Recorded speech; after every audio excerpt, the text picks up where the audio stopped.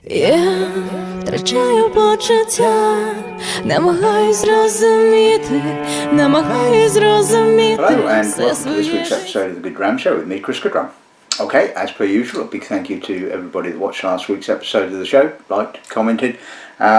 Also a big thank you to the 3 distilleries that also said nice things and retweeted tweets and all that kind of stuff. You know, it's nice to know that, you know, that the distilleries that I'm reviewing actually watch the shows, you know, and you know,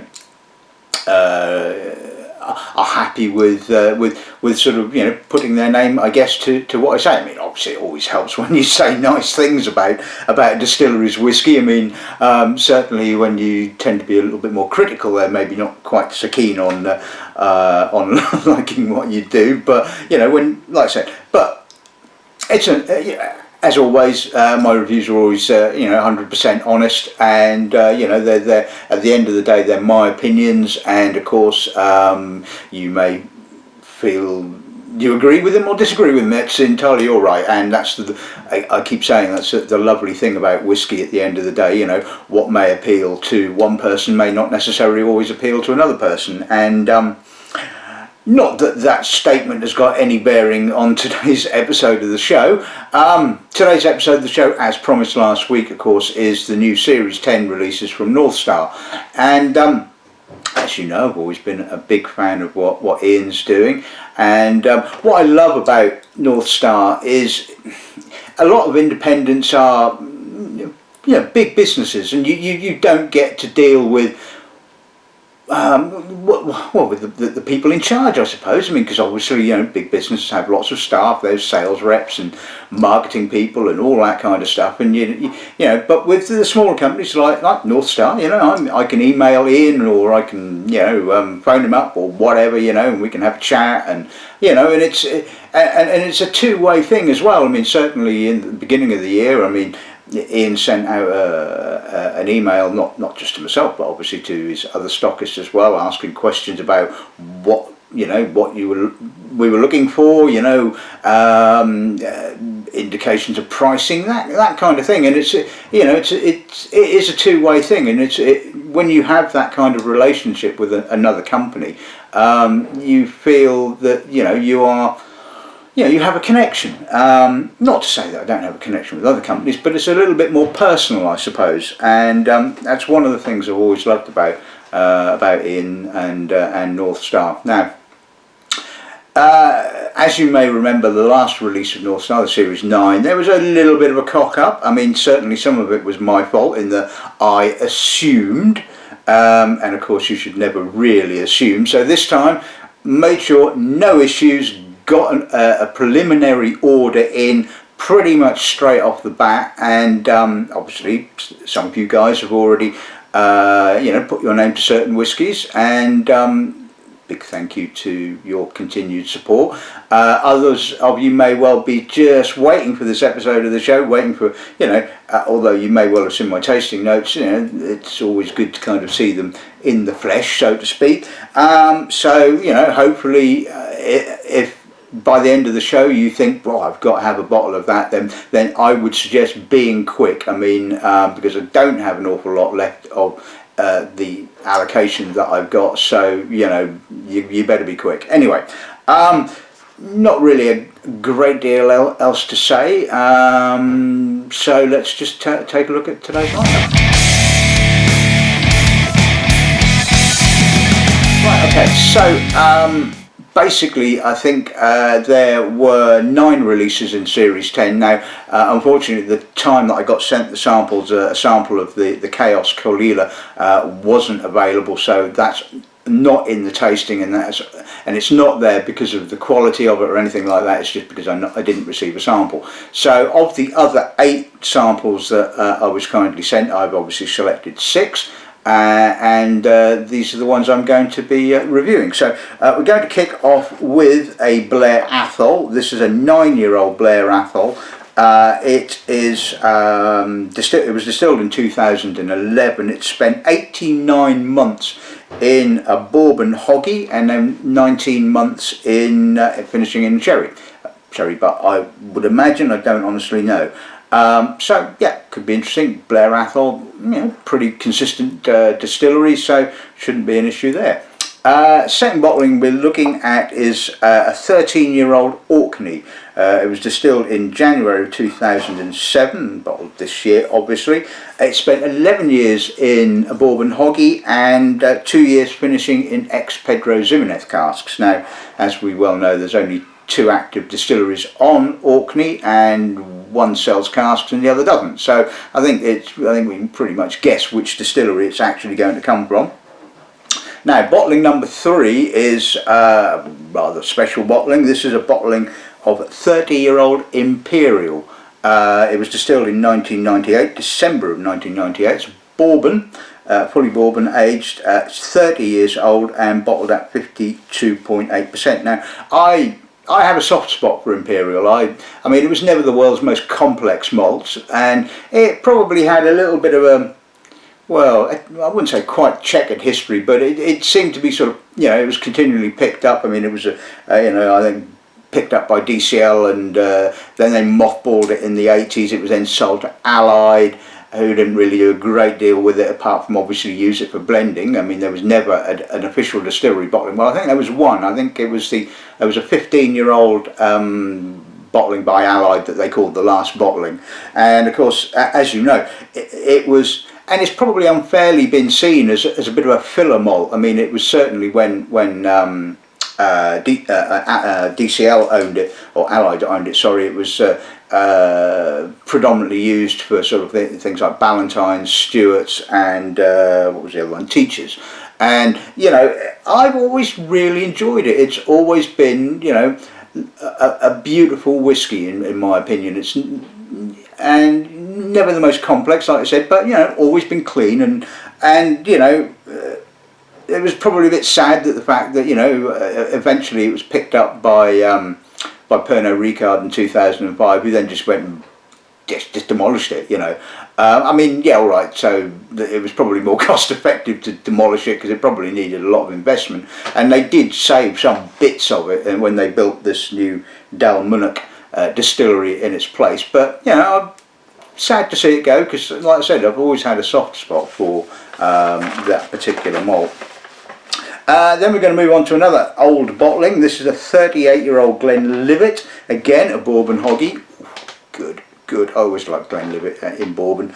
So it's 38 years old, distilled in December 1989, bottled at 49.1%. And again, I mean, I like Glenlivet. I mean, Glenlivet was founded by George Smith in 1824, and you could argue he was a real visionary. I mean, back then, the predominant style of whiskey was heavy, sulphurous, rich, meaty, probably peaty as well, and he just basically went, no, I'm going to make a nice, light, elegant, what we would now consider to be a typical Speyside character, just went completely against the grain. Now, whether he had a crystal ball and knew that the times were changing, or whether he was just just wanted to do things differently, who knows. But anyway, Glenlivet to me is always, just an absolute classic, and in American oak, given some age, it just can be absolutely divine.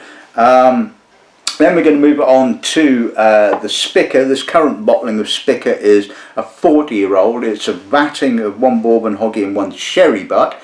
Now, I don't know whether the components of the 2 casks are exactly the same. I don't think Ian has started blending his own whiskey. Certainly never did so in the past. So, and I don't quite know what ABV it's bottled at. Now, on the sample label it says 44.8. On the price list it says 42%. So, well, it doesn't really matter what the hell it's bottled at, does it, at the end of the day? So we'll see what it's like. And just as an aside, as we well know, Ian doesn't filter at all, and this little sample, I mean, you probably can't really see it, but there are some serious bits floating around in the bottom of that, bits of cask, and I don't think they've been deliberately put in, like, they're bits. So if I choke when I taste this, it's because of the bits, not because of the whiskey. And finally, we're going to end with a bit of peat. This is an 18-year-old Bowmore. This was distilled in December of 2001, obviously bottled this year at 56.2%, and again bourbon. Ooh! So I think in this series of releases, Ian has covered pretty much all bases, from inexpensive up to rather expensive. The Glenlivet is about 400 and something odd quid, so that's got to be damn good to be worth that. And so we'll well, so I'm going to shut up now and taste some whiskey.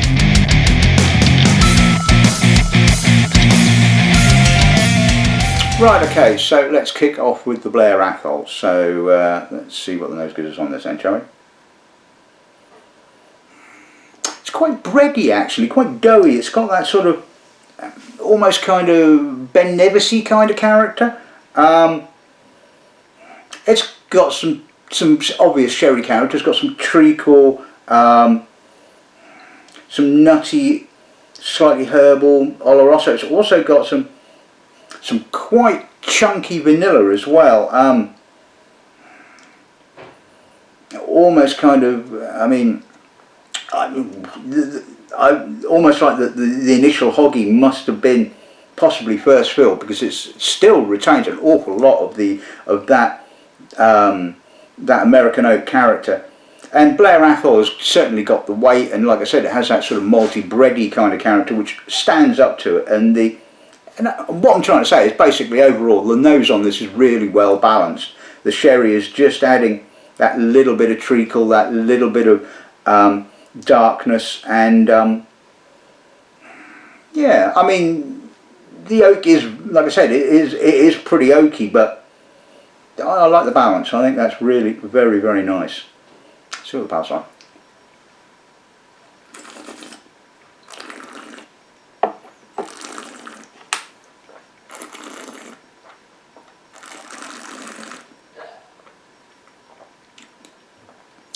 Now it opens up with the sherry. I'm getting the treacle, the dried fruits, and then in comes the American oak. It's got that sort of pleasant creaminess, and there's a little bit of barley.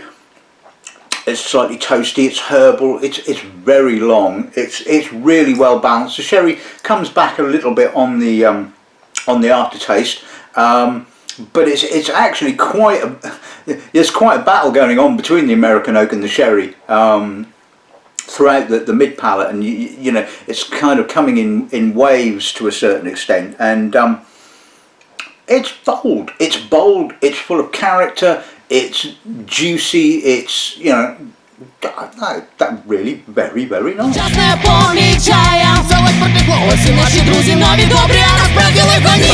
so let's move on to the Orkney. So 11 years in bourbon and then 2 years in PX casks. Let's see what those gives us on this end, shall we?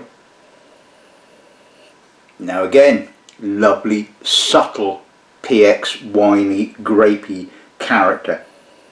It's got a sort of quite sandy character. It's salty, it's barleyed, it's got some lovely fruit.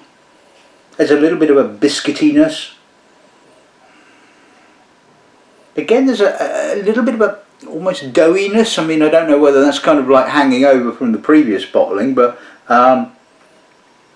there's again a lovely balance to it. It's harmonious. It's got a freshness.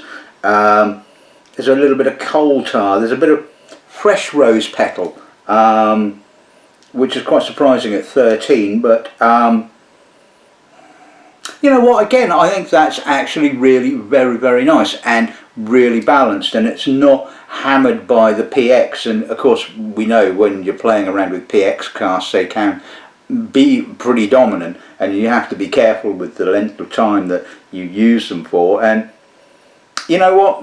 I think that's pretty much spot on. That's a lovely nose. So it pass on.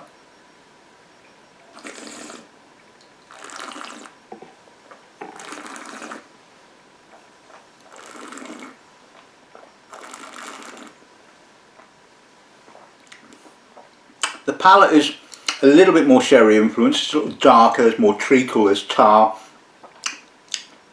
gentle peat, lovely, gentle, almost violety, heathery peat on the finish. And although there's more sherry influence, the palate feels a little lighter. It's the coastal notes, it's the saltiness, Imagine refill American oak to start off with, because it's very subtle on the American oak. But again, it's really harmonious. It is a lovely malt. It's got pretty much all you want. You know, like I said, balanced, coastal, little bit of peat, fruit, and not particularly expensive either. Now I think I didn't write down what the hell I'm selling these things for, and considering this is one of the reasons why I'm doing this episode of the show, is to kind of sell them. I think the Blair Athol is about, I think I'm doing it for $41.95, and I think the Orkney, I think it's $45.95 or there or thereabouts, and spot on, really absolutely spot on price wise for quality, I think. Yeah.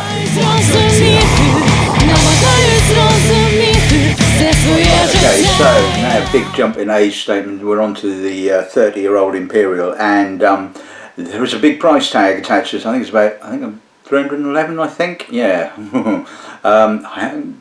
One bottle. I've got one bottle available, so you know. Anyway, let's see what the note gives us. That is lovely. That is gorgeous. Aromatic, sawdusty American oak, honey, grass, white fruit, apricot. I mean, and like I said, it's not mega complex, but what it does deliver is absolutely beautiful. There's a little bit of citrus, there's some lime. In actual fact, for Imperial, this is pretty complex. I mean, and that's partly down to the age. So you're getting the sort of the secondary characteristics of maturation. You're certainly getting the sawdusty American. I mean, the sawdusty American oak is, it's just gorgeous. There's a little floral note, possibly honeysuckle. There's maybe a little bit of white chocolate as well. I mean, if you've got the readies for that, that is stunning, absolutely stunning.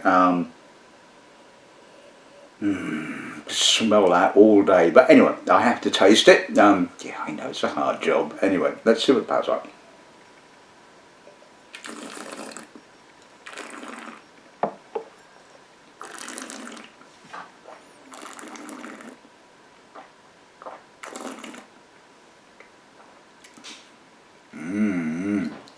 Deep honeyed apricot, a little bit of lime, touch of grass, a little bittering from the oak, but you know, I'm not getting bent out of shape about that. It's adding a slight edge to it.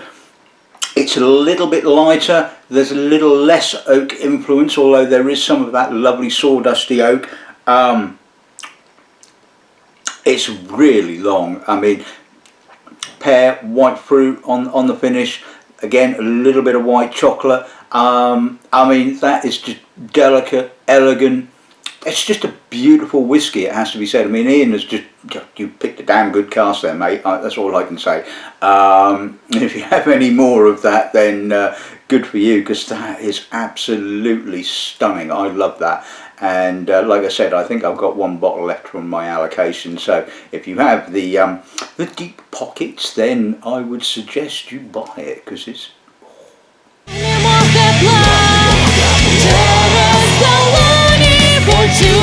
move on to the 38-year-old Glenlivet. So let's see what the nose gives us on this end, shall we?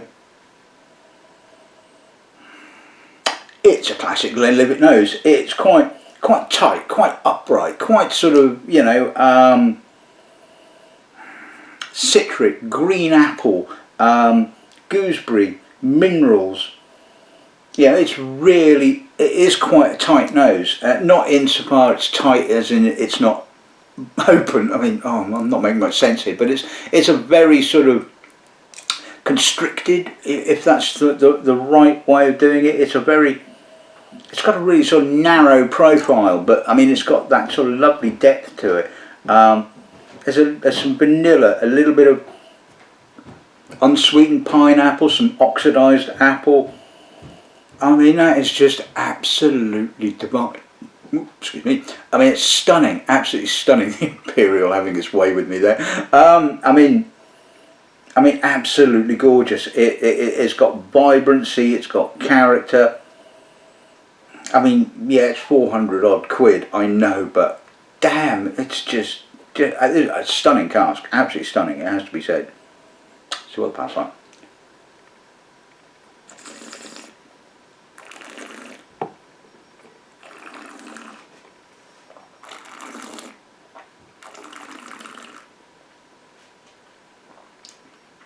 Intense, minerally, citric, juicy, mouth-watering middle palate.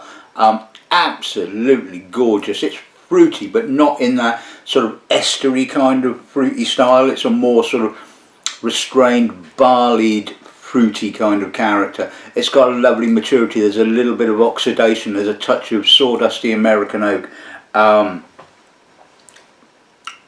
There's some earth. A little bit of spice on the finish. Just absolutely stunning, absolutely gorgeous. I mean, that is just sort of, it's not a big bruising sherry Glenlivet, it's not that at all. It displays all the elegance and all the delicacy and character of the distillery, and at the end of the day, you know, why would you want to blanket all of that with just a load of sherry? And thankfully it hasn't, and you get to taste all of that. I mean, that's just, oh, oh.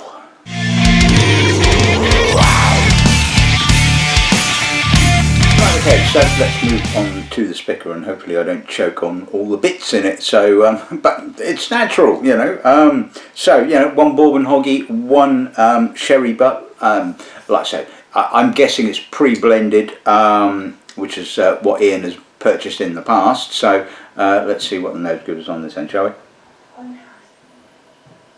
A lot of coffee. It's got a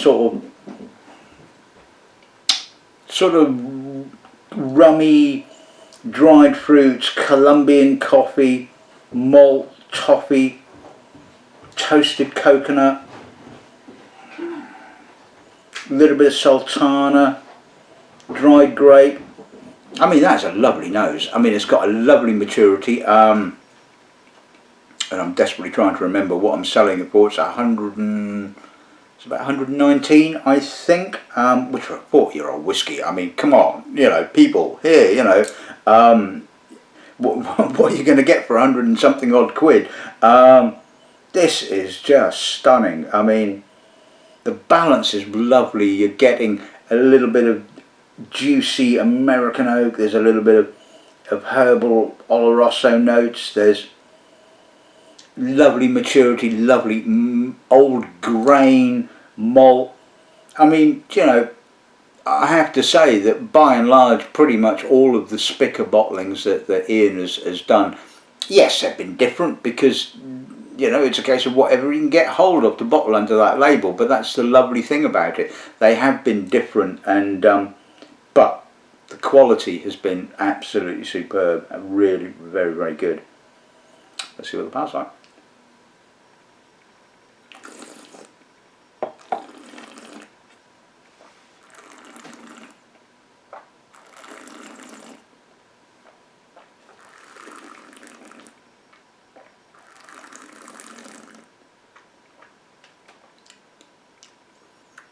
Kicks off with the grainy character, the sort of mature dried fruits, the slightly rummy dried fruits, and a little bit more of the sherry character sort of straight off the bat. But certainly the American oak kind of comes through on the mid palate. It's got a lovely kind of cognac-y, oxidised apple kind of character, some gentle spice, a little bit of chocolate, pepper. Just stunning, absolutely stunning, really long. It's got a lovely vibrancy on the finish, and it's got leaves you sort of like your tongue tingling almost. Yeah, like I said, for the money, I mean, I think that is more than worth it. I mean, like I said, you know, if you want a 40, well, just take for example the Glenlivet, you know, not as old and, you know, 4 times the price. So, you know, if you love mature whiskies, and, you know, just Right,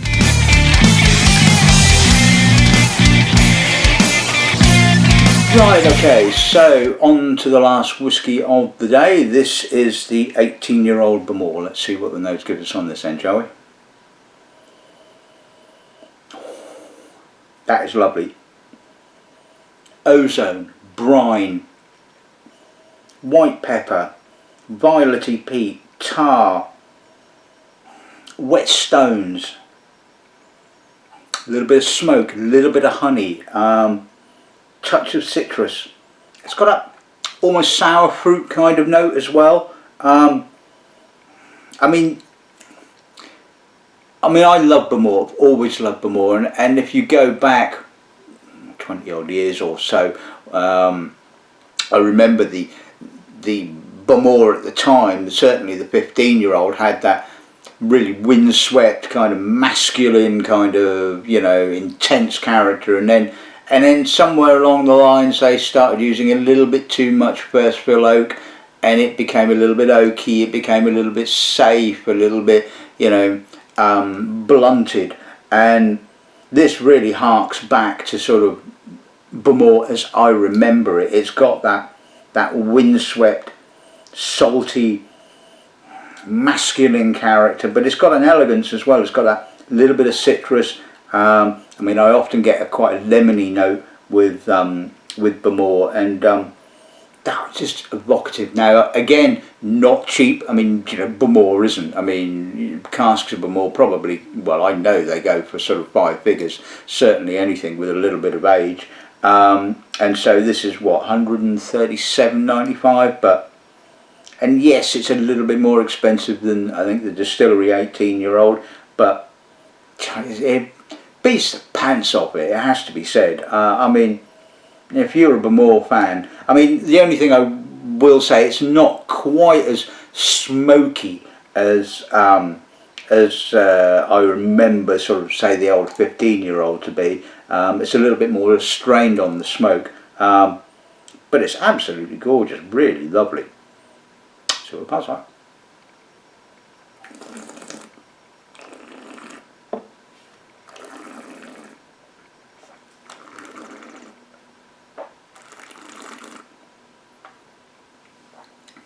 Light, elegant, citric, a bit more fishy on the palate, fish oils, that kind of thing. A little bit of rubber, but not a great deal. Some earthy peat, dusty peat, sooty, I think is probably a more active or accurate, I should say, description.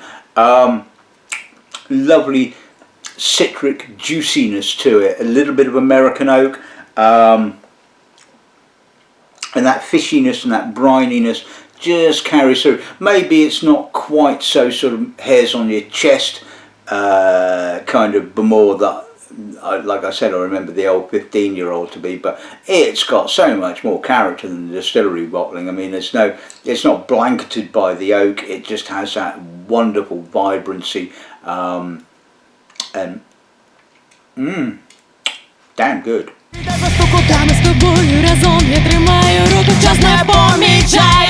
Okay, so let's sum today's episode of the show up. Big thank you to Ian and Kiara from North Star for sending the samples for today's episode of the show. Support is always appreciated, and hopefully this is the first, well, I'm pretty certain this will be the first YouTube review of any of the North Star whiskies. Whether it will be the first online review, I have absolutely no idea, but I haven't had them for very long, so I thought get out there first, and like I said, you know, I'm not going to sort of be ashamed to say that this is an exercise in selling. You know, although the show itself is not, you know, part of Gauntlet's. Obviously I work for Gauntlet's, and this is one of the nice things about my position, I suppose. You know, it's a case of, you know, a lot of people online, bloggers, things like that, can review things, but they can't sell them to you. You know, you have to go somewhere else to sell them. I've got an allegation, I can sell them to you. But anyway, so the Blair Athol, yeah, lovely Blair Athol, quite full, rich, balanced, and that I think is the key. You know, not overdone on the sherry. The sherry is supporting, it's adding a little bit of spiciness, well priced, you know, young but not too young, and you know, I think that is absolutely gorgeous whiskey.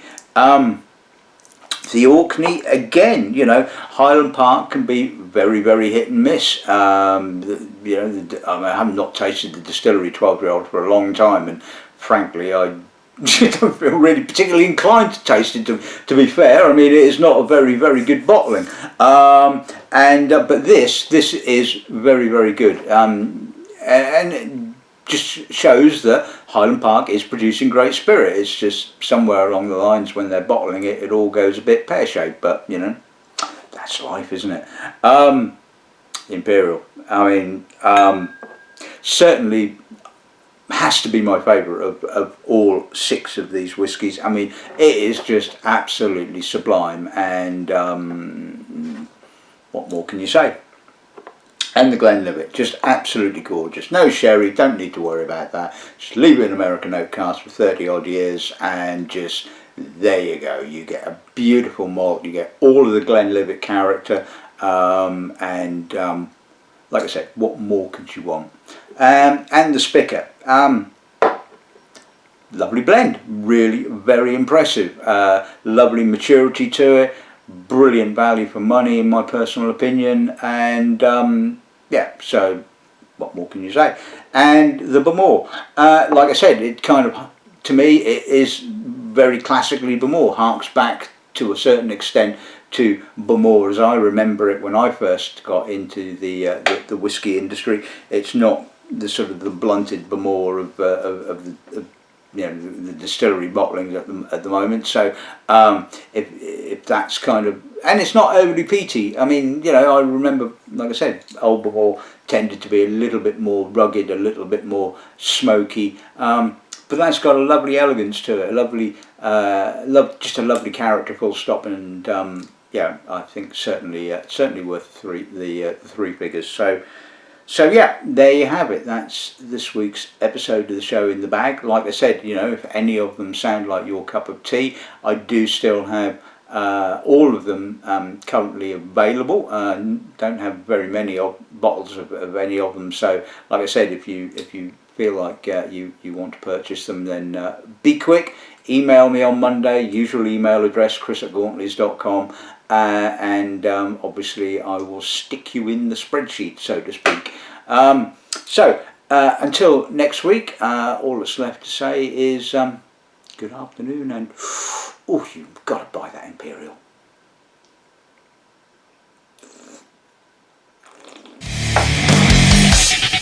Я втрачаю почуття,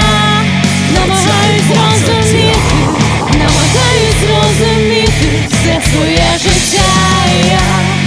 Твоє серце биття, хочу чути серед світів, без пустих порожніх літер у скляних очах. Твоє серце биття, хочу чути серед світів, без пустих порожніх